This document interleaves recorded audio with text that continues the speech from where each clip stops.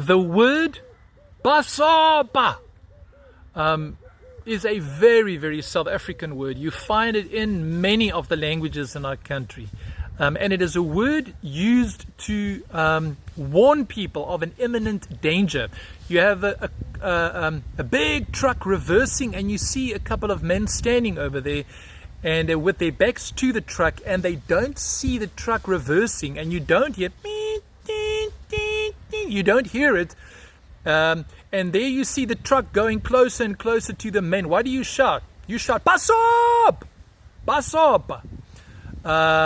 The isiZulu language has a wonderful way of forming and utilizing words like these, which is also a word that was borrowed. We call these words igama lemfakelo. Ukufakela is to put it inside. So it's as if this word was taken from the outside and it was placed on the inside of the isiZulu language, imfakela.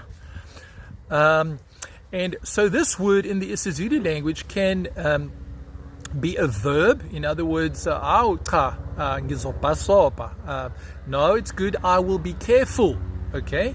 I will watch out, you can say. But then you can also bhasobisa. Bhasobisa is to warn someone, to warn somebody else. The isa at the end, or the is, is what we call the causative suffix. Okay, you add it to the end of a word to cause the verb. Okay, to cause the verb. The verb Bhasobha is to be careful, to watch out.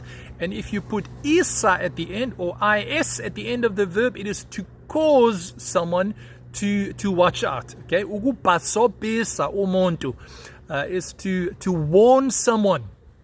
To be careful. And then you even have the word umbhasobi, which is a person. Okay, the at the beginning has now been added to the verb bhasobha and bhasobisa, and it became umbhasobisi, which is a person who warns others to be careful. Okay, so it's somebody who watches the security of a place. He makes sure that everything is fine. Okay, where does this word come from? Bhasobha. In isiZulu, we spell the Bhasobha with a BH. Okay, so it is a strong explosive. Bhasobha. But in the original language where it comes from, which is the Afrikaans language, it is actually a P. Pas op. P-A-S, one word, and the second word, O-P. Pas op. Pas op. That is the word. So it comes from the Afrikaans pas op, and the meaning is very similar, though the word itself has not been modified in the ways that it was modified once it was borrowed by isiZulu speakers into the language, to have different forms.